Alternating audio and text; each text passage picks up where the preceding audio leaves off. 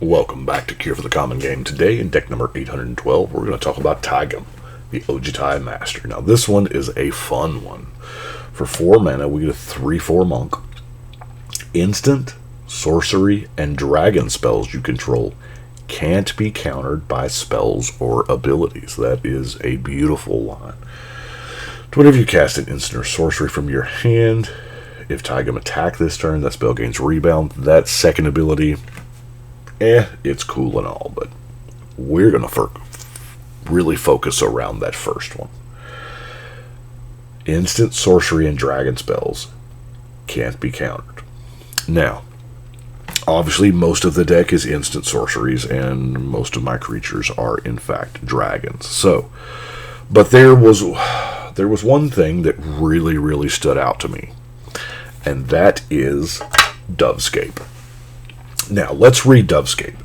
When a player casts a non-creature spell, counter that spell, period. That player creates X/1/1 white and blue bird creature tokens with flying, where X is the spell's CMC, or now mana value. There is no if clause in there. So, if we play an instant or sorcery and our commander is out, it is uncounterable. So we get the spell and the birds. Right? That is crazy. Now, it gets really crazy when we throw Guile into the mix. Because Guile, if a spell or ability you control would counter a spell, instead, remove that spell from the game and you may play that card without paying its mana cost. So, infinite birds, because we're going to cast the spell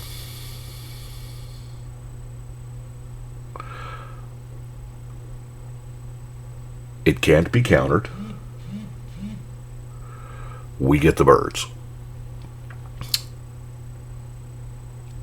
providing our commander is out. If our commander is not out and we have Guile and Dovescape, we cast the spell, it gets countered, we get the birds. Guile puts it back, and we can cast it again, and it gets countered, and we get the birds, creating infinite birds. Even if your opponents cast a spell, it gets countered. They get the birds, we get the spell, and start our infinite thing there. So, it is beautiful, but it is one of those combos that most people see coming. So, most people are ready for. Anyway, let's look into... let's look at our dragons first. Well, first off, Arcane Adaptation, just in case we need to make the few creatures we have that are not dragons, like Guile. We have, keep in mind, white and blue dragons. You know, I don't have Yosei or Kega. All the rest of them kind of pale in comparison there. Cunning Breeze Dancer. Cast a non-creature spell. It gets +2/+2, and it's already a 4/4 flyer. So that's pretty good, because we're going to be casting a whole lot of non-creature spells. We have the Pristine Skywise. 6/4 flyer. Cast a non-creature spell. Untap it. It gains protection from the color of your choice till end of turn. Couple of spell cast away and this thing will be unblockable, right? We have, Pearl Dragon, Alabaster Dragon, White Dragon, and Mirror Entity, because Mirror Entity is fun, right? Turns them all into dragons and makes them ridiculously large. Works very well with all the bird tokens. Well, let's look at our mana ramp, shall we? Because we do have, those were some expensive creatures. We have Fieldman's Border Post, Seashell Cameo, Azorius Locket, Commander Sphere, Azorius Cluestone, Keyrune, and Signet, Sky Diamond, Prismatic Lens, and Sisse's Ring. Now, card draw wise, we have a lot of card draw spells, but I actually categorized this into instant sorceries, dragons, and then everything else. So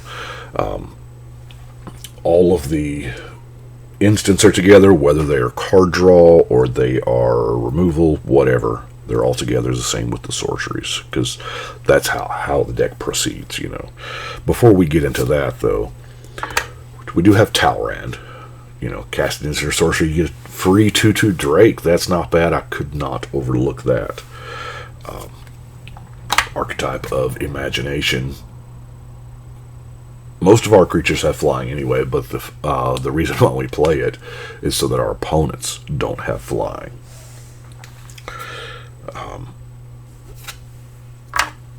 I put Steele of the Godhead in there for the same reason why the next card is in there, because he does have a bonus if he has attacked this turn.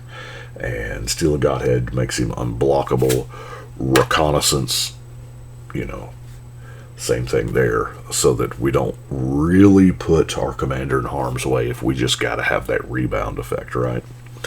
But before we get into the instants and sorceries, let's show the instant sorcery adjacent things, shall we? Thing in the Eyes. It's pretty good. Swarm Intelligence. I'll take buy one, get one free spells. Sphinx of the Bone Wand. Primal Amulet. And then Scroll of the Masters is a chef's kiss here, because it puts the counters to when you cast the non-creature spell. And then Taigam's going to get really, really large because of it. So let's look at our instants, shall we? We have...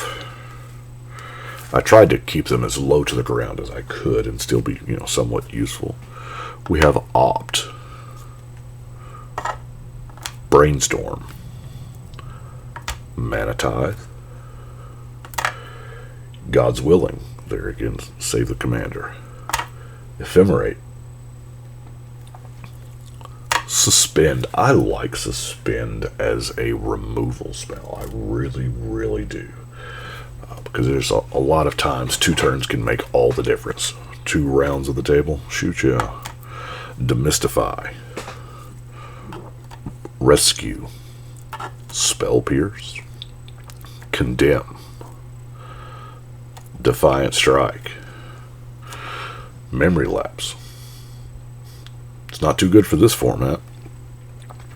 Dramatic Reversal. Negate. Counterspell. Mana Leak. Celestial Purge. Disenchant. Factor Fiction. Ray of Command. Part the Veil. Blue Sun Zenith. And Settle the Wreckage. So that is our instance. Now, our sorceries, we have Solve the Equation. It's a beautiful card. When I saw this in Strixhaven, I thought, how have we not made that card yet? It's kind of neat. And I don't know what we're going to go get with Solve the Equation. Maybe the Approach of the Second Sun. It's pretty decent. Environmental Sciences, I think it is great for a non-green deck. Tempted by the Orc. Now, Increasing Devotion is really kind of funny. Especially if the Dovescape loop thing is happening. It gets ridiculous. Now, I realize in this deck I probably could make use of a Coat of Arms, but or a Chroma's Memorial Haste Enabler, something of that kind.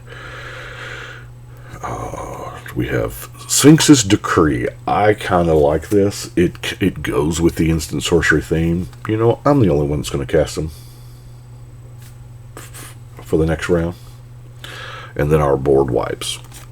Fumigate, Hallowed Burial, and Time Wipe, which is going to bring us to our non-basic lands.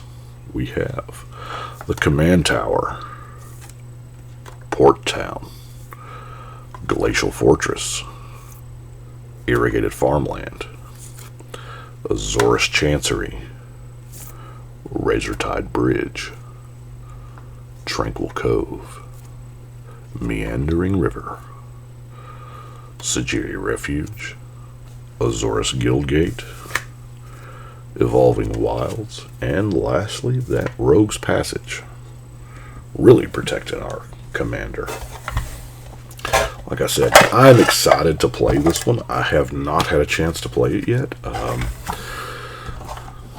I will probably play this one this weekend on Friday.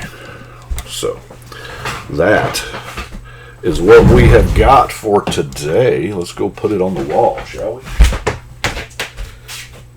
8, 12. Come think about it. It's going to get to where y'all can't see once I get past there. Still going to do it. I'm still going to film myself going and putting it on the wall because that's kind of tradition at this point. I've been doing it since around deck number 400, so I've been doing it longer than I haven't been doing it at this point. So, I do appreciate y'all watching. Y'all let me know what you think, and we're going to go ahead and shuffle and cut.